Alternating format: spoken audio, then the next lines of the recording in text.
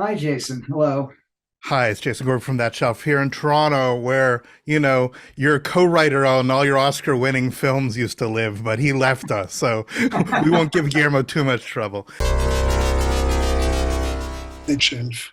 It is such a pleasure to speak with you. You've been this name that sort of floated around these amazing films that I've loved my whole life, and here's the restoration that we're talking about. So let's talk about what it means for us to be dealing all these years later with something like Dragonslayer shown in 4K. Well, I will say that it's a huge surprise. I didn't ask for it to be done. I didn't campaign for it to happen.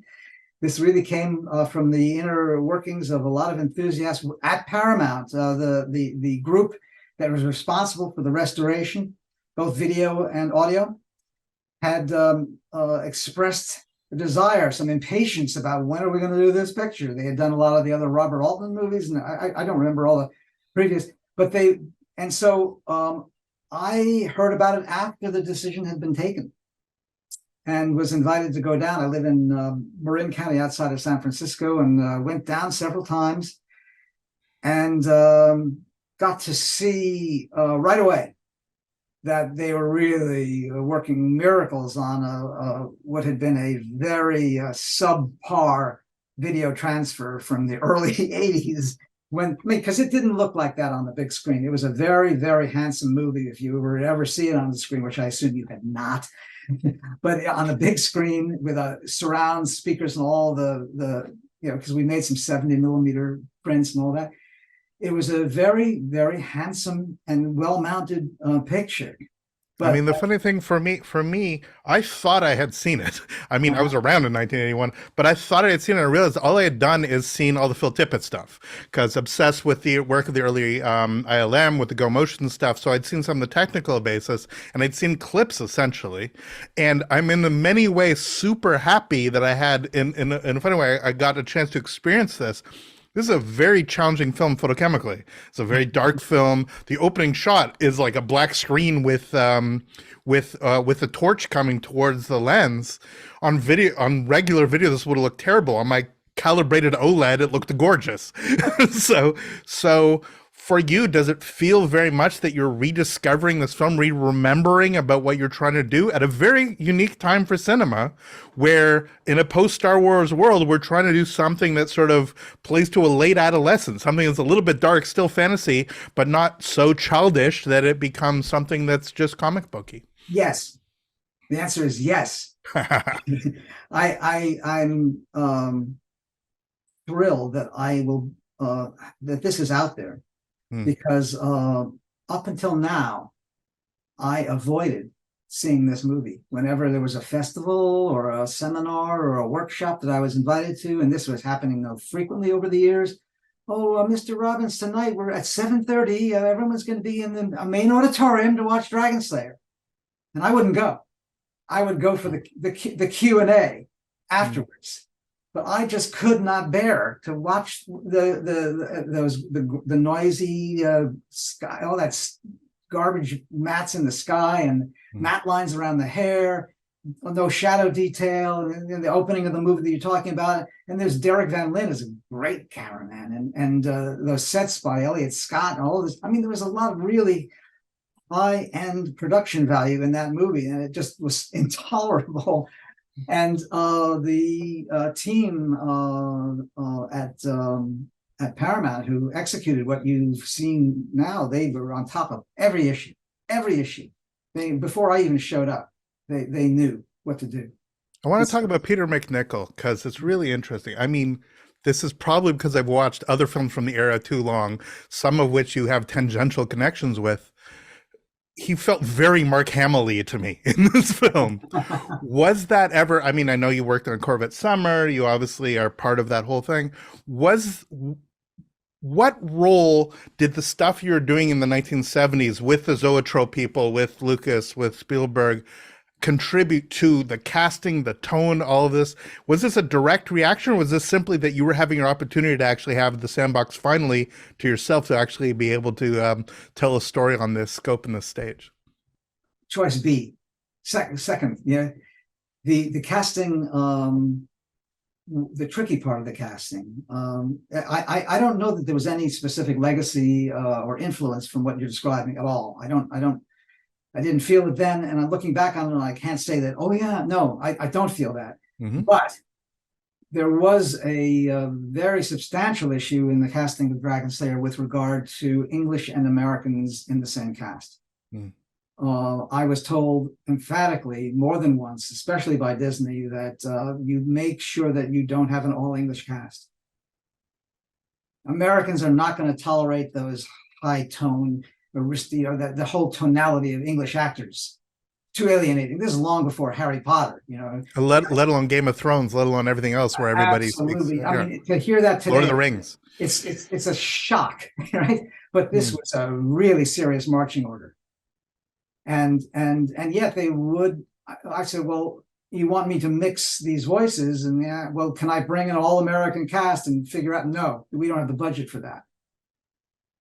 So I had to, in the screen testing and in the auditioning, I had to rule out a lot of very interesting young men and women for the part of Valerian as well. They didn't sound like, to me, my ear, that they would mix. And one of the great things about Peter MacNicol, apart from the fact that he's a very good actor and he had the right youngish look and the sort of innocence about him and wide-eyed, enthusiastic, all this, is that he had a mid-Atlantic sound that I felt would fit without an issue. And that was a very big reason that he was in the film. And the same is true of Caitlin Clark, who, in addition, with her, she had, we had to make a gender transition. For me, it's always Yentl. I know Yentl came out afterwards, but it's always the Yentl move.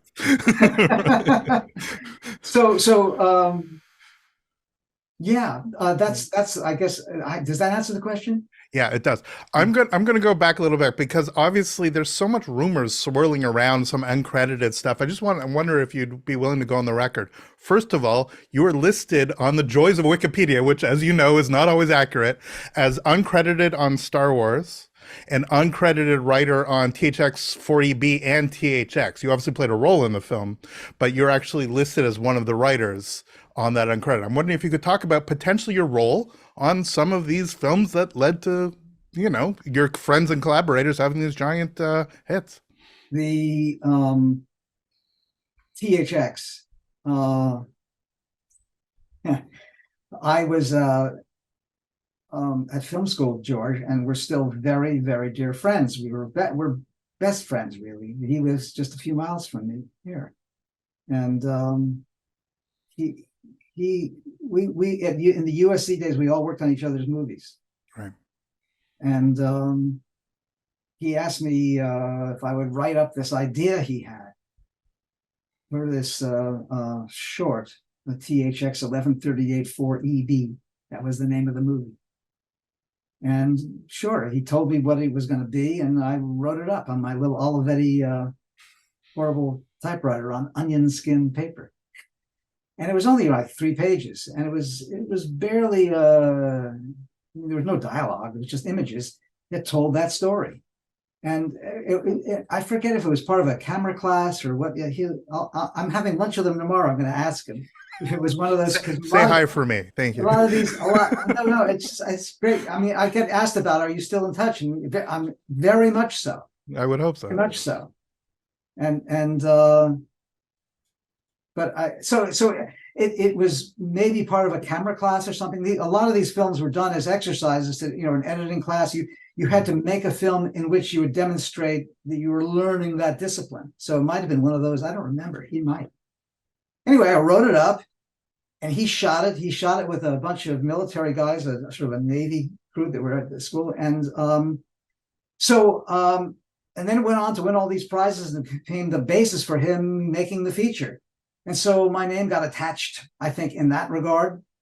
And then he needed an end shot in the feature that he shot with Robert Duvall and Maggie Gomi and all that stuff. And so Caleb Deschanel and I went out with Walter Murch actually, and did the last shot. And I had Duvall's costume and a bald cap to hide my very long hair in those days, and stood up in front of that sunset for the last shot of the movie. In fact, where is it? Murch sent me this as a birthday card. He took this off the movie. That's the shot. He wrote me a birthday card recently about that. So I think that's, it's weird about the internet, coming up with this stuff that, But Jaws, and you're listed for, we have to wrap, but Jaws and Close Encounters, you're also listed on as a writer. Well, very much more. Yes, Jaws and Close Encounters. That's another conversation I did quite a bit of work on, and with Hal Barwood on Close Encounters, especially. On Jaws, as just a friend of the family, came up with some sequences for Stephen, but on Close Encounters, I did some second unit direction. Blah blah blah blah. Dragonslayer. I was going to say because I see echoes here. I see echoes in all of these films, and I believe that this film deserves to be part of that pantheon in a way that it hasn't been. And now that it looks so good, I believe it can be attached to those masterpieces of the '70s that we often talk about. Write about it. Put it out there. I'm glad to know it. It was great to talk to you. All the best. Thank you for setting the record straight, and congratulations on the Oscar for Pinocchio. Congratulations on the film being restored, and it's amazing to see these films, thanks to the likes of Paramount, actually being presented in the way that they deserve to be. Yeah. Get a big television and watch it that way, or a big screen. All the best. Say hi to George. I will. Take care. All the best. Take care. Bye.